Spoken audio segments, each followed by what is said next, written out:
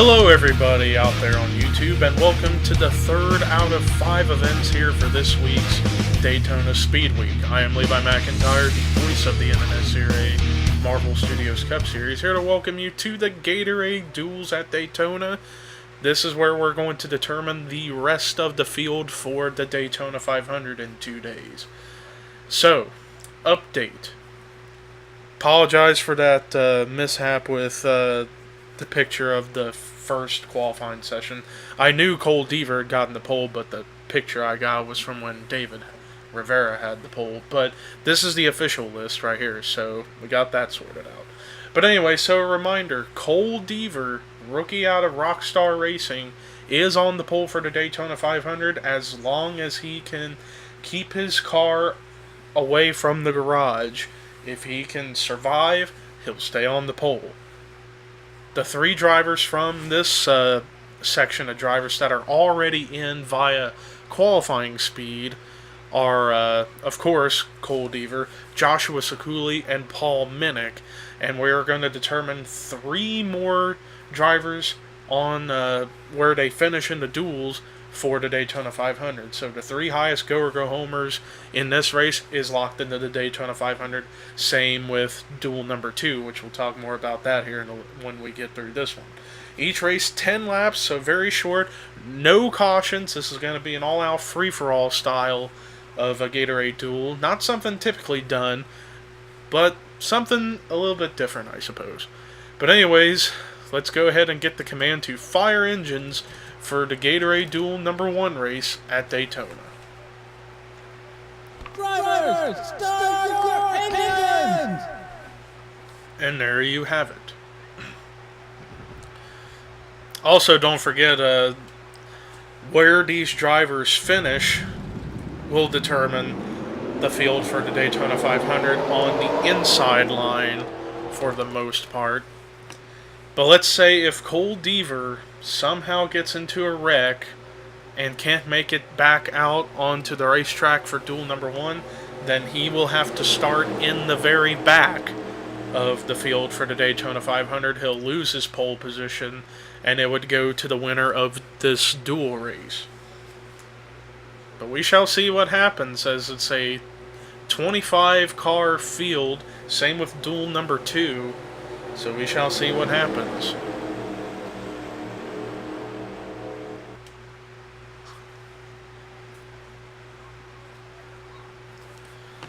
But yes, Cole Deaver has shown he's very good at either pushing or being pushed. So, interesting little tidbit for Cole Deaver, so he may have a good chance of keeping the pole for the Daytona 500. But like I said, as long as he stays out of trouble, he's good to go. Drivers I'm keeping an eye out for in this duel to potentially win, I could see David Rivera being one of them. Nelson Thornhill has a fire under his belly to try to get something out of this. But then again, everyone's won the win duel number 1 in order to advance their position for the Daytona 500.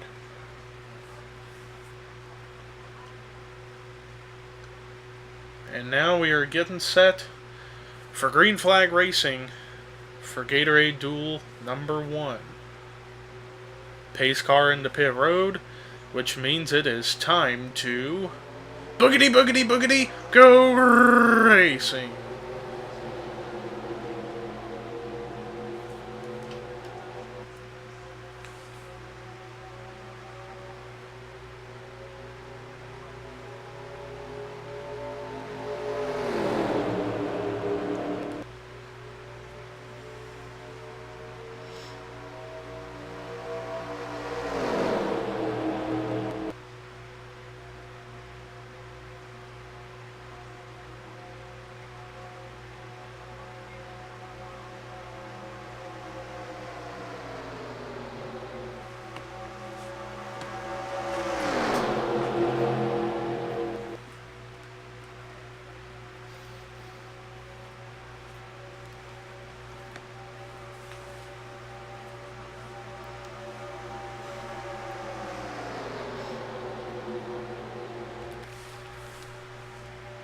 Cole Deaver leads the first lap of duel number 1, so he may be going with the strategy just try to stay up at the front in order to avoid any problems.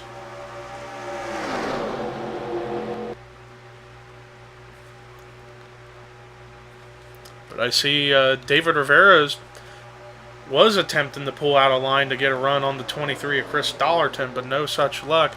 Nelson Thornhill with a run underneath DJ Curtis for the 4th position, and for 7th in the starting lineup of the Daytona 500, as it looked like a car got the wall. Oh, we have a crashed car, and that's Phil Parker. Something went wrong with him. It looked like he had a hard crash in the middle of turns 3 and 4.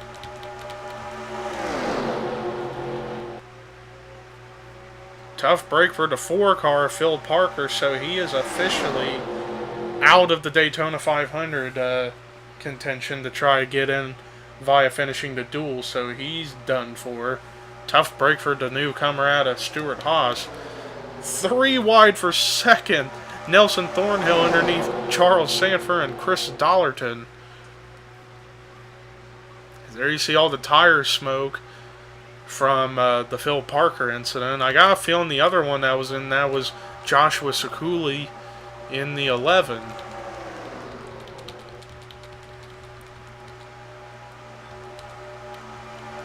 Zach Rogers right now one of those 3 drivers trying to get in via highest finishing go-go homers in the duel.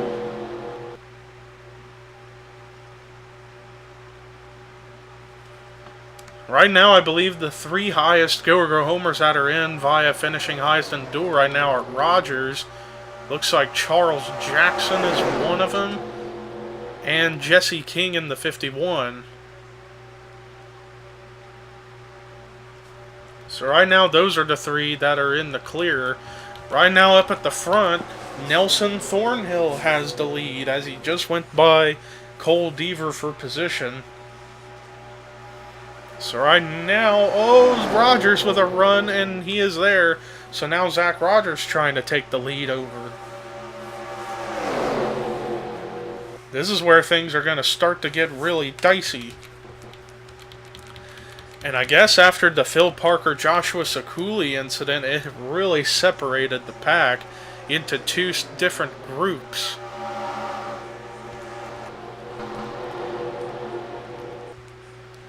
Front pack is led by the leaders, and then the second pack being led by Preston Plord. They're not quite as organized as the group up at the front. 3 wide for the lead. Rogers led that lap, but Charles Jackson's there, and so is Chris Dollarton. 3 wide, 4 rows deep. Now this is what I call play racing right here, folks.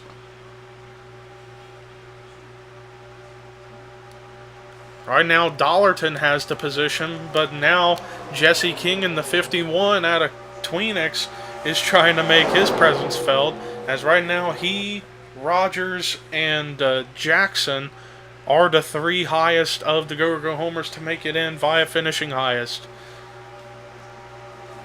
Especially since they're the only 3 other than Cole Deaver of the go-go homers that are up here. Everyone else has fallen to this second pack after an incident with what appeared to be Joshua Sekuli and Phil Parker. But like I said, no cautions in the duels. It's basically an all-out free-for-all. And now DJ Curtis in the 14 going to try and make something happen with that inside lane. 2 cars in the middle, or actually 3 in the middle. Dollarton, Seth Cole, who's up here, and Nelson Thornhill. Oh, very close. Wow. That middle line almost got right into that bottom lane. Almost maybe caused a big one. Oh, but wait, don't ever say never. That second pack, led by Preston Plord, is slowly reeling in the top pack, so this thing is not over until it's over. So we shall see what happens, and they have officially caught the lead pack, so now this is expanded. But these 3, Preston Plord, Sean Gallagher, and Chris Michaels, already in the 500. Same with Paul Minnick. Oh, and we got a 3-car crash. Jesse King was one of them. Jesse King wanted to go homers and needed to get in. He was involved. That just took him out of the Daytona 500 contention. That is a tough break for the 51. He was running so well up at the front, and now his hopes of making the Daytona 500 are shattered. Tough break. And it looked like it was with him, Dorian Facepuncher, and somebody else. But right now, Charles Sanford leads, and he has a bit of a gap, but Cole Deaver, the pole sitter for the 500s, trying to come back as they're going through all that smoke. So right now, the three highest of the Go-Go homers to get in are Rogers. Looks like Charles Jackson still. And Benjamin Miles could be that one, but he's got a few of them right behind him. Nathaniel Reed and Reed Reldon. So it's not over, so those three are going to try and battle for that third spot. White flag is out, and Cole Deaver is back up to the front. The pole sitter trying to win duel number 1.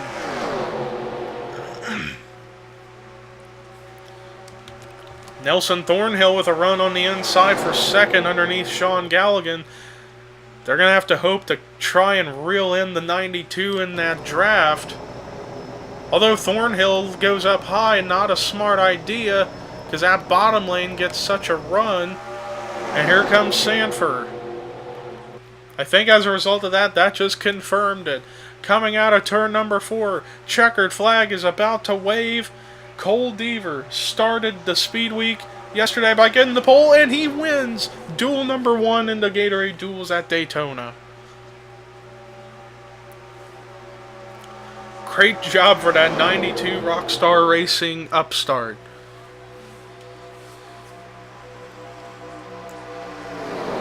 We had some great racing there, no doubt about it. Unbelievable racing right there. But let's look at the rest of the results. Charles Sanford comes through second, so from that, Sanford will start third in the Daytona 500 since he was behind the pole sitter. Then you got Nelson Thornhill finishing third, Chris Michaels with a great run in fourth, and now we get to some of those go homers that made it in highest finishing in this duel. Zach Rogers makes his way into the Daytona 500, same with Charles Jackson. Then it's Sean Galligan, Chris Dollarton, Paul Minnick, Preston Blord, the top 10, and then let's find out who the third driver made it in was, and it was Benjamin Miles. So Benjamin Miles, Charles Jackson, and Zach Rogers are all in the Daytona 500 via finishing highest of the go homers in the duel, but the rest of that top 20 was Seth Cole, Dougie Shears, DJ Curtis, Trent Dunham, David Rivera, Benjamin Miles, Nathaniel Reed, Reed Rildon, Carson Gum, Mark Lane, and then the rest that finished were Dorian Facepuncher, James Shelley, Jesse King, Joshua Schooley, and then Phil Parker being the one out of the race. But congratulations to Cole Deaver for winning duel number 1. Stick around for duel number 2.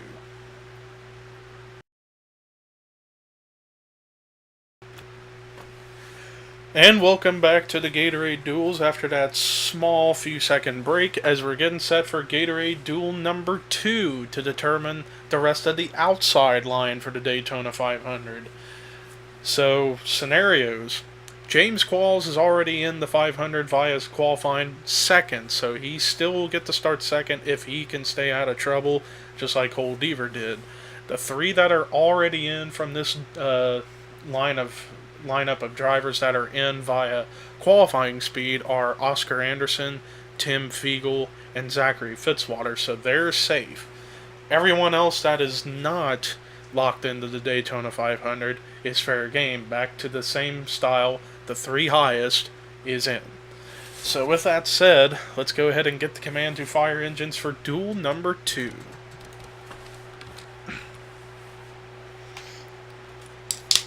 Drivers, start your engines! And there you have it. So another 25 car field. Let's see if the racing will be just as good as it was in duel number 1.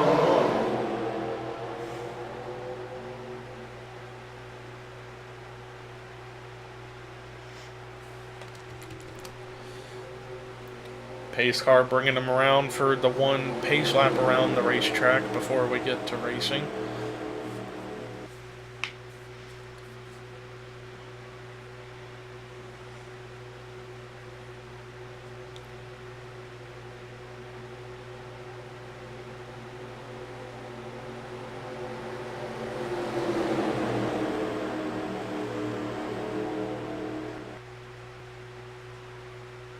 So James Qualls, like I said earlier, as long as he stays out of trouble, he'll be safe to start second in the Daytona 500 on the outside line.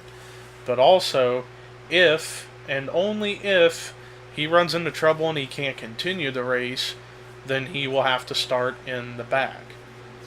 So whoever wins, say if that happens, if Qualls gets wrecked and can't continue and starts in the back of the field for the 500, then the winner of duel number 2 would get to take over the second place starting spot for the 500.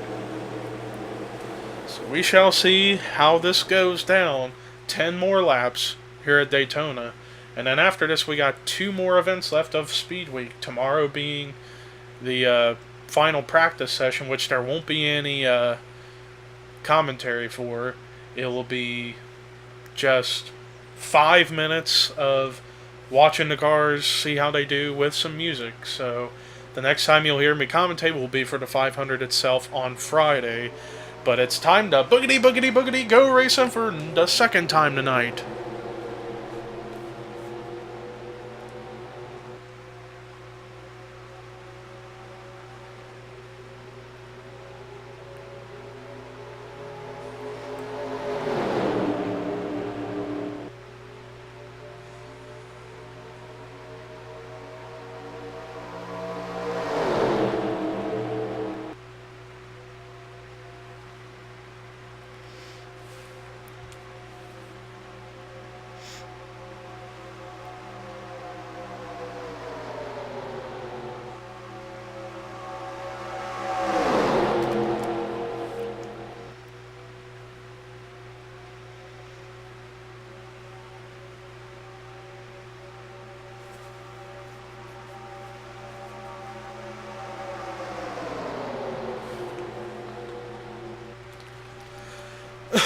Well, Kyle Matthews led the first lap of duel number 2, but now it's 3 wide for the lead.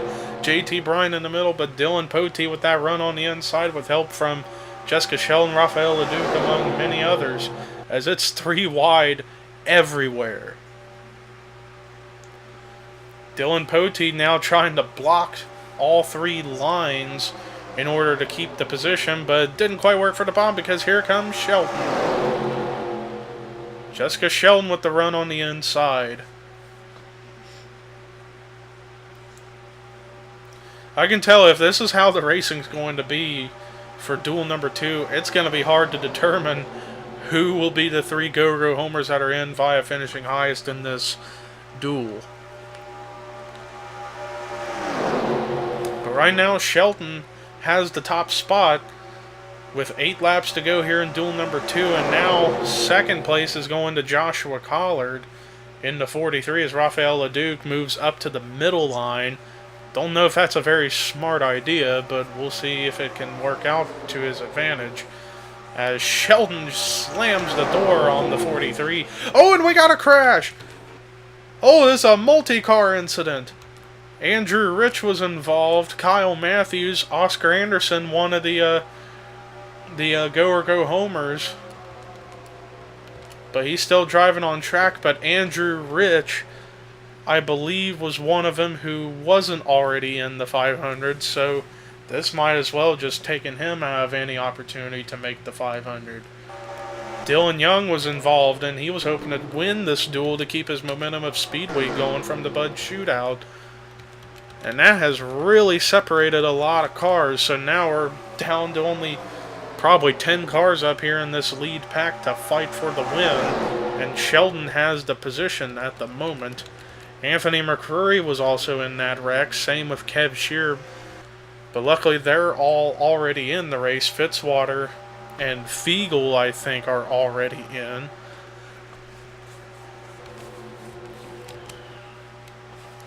But yeah, it looks like the only car that retired was the 96, so... But at least now it will be easier to determine who are the 3 highest of the Go-Go homers on track right now. And as I'm looking, Grayson Ace Veto in the 55 is one of them. He's about to battle for the lead. And then the second one... Oh, and we got another crash! James Qualls was in it! Qualls was in it! The pole sitter! The pole sitter was in that crash! But is he going to pull it into pit road, or is he going to try and continue so he can still get the second spot? And I think he is continuing, so what a relief that the damage he sustained wasn't bad to the point where he had to go out of the race. But man, that really separated the top spots in the field. As I'm trying to sort out, another one of those Go-Go homers was involved, Angel Oliveira. Angel Oliveira was involved. And he's on pit road, but he's going to try and continue. Don't know if that's going to help his chances. But right now, as I'm trying to sort this out, of who are the 3 highest Go-Go homers that are not in the race yet right now, it's Grayson Ace Veto in the lead. Then it's Matt Haas in the 77. And then it's Ashlyn Boyd in the 10. Then it's P.J. Williams, who is a little bit far away from the 10. He better hope he gets into a nice little line with these 2 cars around him, J.T. Bryan and Johnny Gardner, in order to try to catch the 10. But other than that, it looks like if that won't be the case, we got our 3 drivers unless something chaotic happens. But up here at the front, Dylan Poteet going back to battle for the lead. Collard was involved in whatever that second wreck was. Dylan Thoreau as well. But like I said, luckily for James Qualls, he didn't get forced out of the race. So right now he'll still get to start second because technically he wouldn't be out of the race right now. So he'll still get the second spot in the 500 as long as he can try and stay out of trouble the rest of the way. As the leaders caught the slow machine of... actually no, just the slow machine of Angel Oliveira. So that's separated the pack. So now it's only 3 cars up here at the front. Poteet, Ace Veto, and Zorleen in the 5. So it's going to come down to one of these 3 to see who wins duel number 2 and gets to start 4th in the Daytona 500.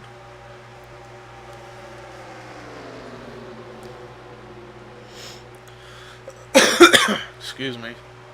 2 laps to go, less than 2 to go here in the Gatorade Duels.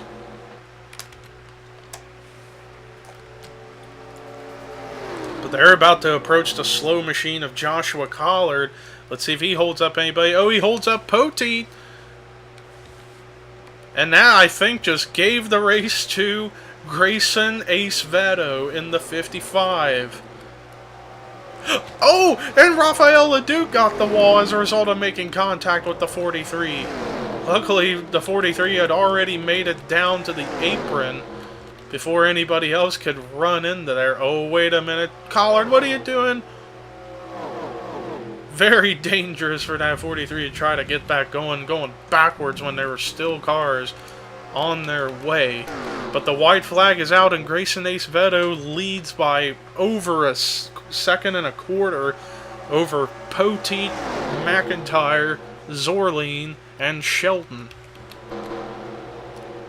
And then it's back to Matt Haas, Emmanuel Hartnett, Rafael Leduc, Austin LaPlante. But I think right now, P.J. Williams got around Ashlyn Boyd to get to that 3rd spot. That 3rd and final spot, but we're coming to the line. And the checkered flag is about to wave. Grayson Ace Veto, an upstart from Michael Waltrip, wins Gatorade Duel number 2 and is going to start 4th in the Daytona 500. Definitely a crazier race because we had a lot of crashes happen in this race, but man, oh man. The 55 of Grayson Ace Veto, newcomer to the series for Michael Waltrip Racing's Dodge Dart team. is going to start fourth in the 500 and locked himself into the race. Rest of the top 10, Dylan Poteet, Jessica Sheldon, Matt McIntyre, Jonathan Zorleen. Then Matt Haas made it in via finishing highest. Then Emmanuel Hardinet, Austin LaPlante. And then the third driver to make his way into the 500, P.J. Williams in the 18. Barely beating out Ashlyn Boyd in the 10 for that spot. Rest of the top 20 was Johnny Gardner, Rafael LeDuc, J.T. Bryant, Zachary Fitzwater, Tim Fiegel, Kev Shearer. James Qualls luckily survived and is still going to start second in the 500. Kyle Matthews, Dylan Thoreau, Dylan Young, Anthony McCurry, Oscar Anderson. One lap down was Angel Olvera, and then 2 cars out of the race, Joshua Collard and Andrew Rich. But that does it for our coverage here tonight for the Gatorade Duels. 2 events left. Tomorrow, 5 minutes of practice at Daytona for the 500, and then Friday, the Daytona 500 itself. But until then, I'm Levi McIntyre, the voice of the Marvel Studios Cup Series for the NNSCRA, signing off.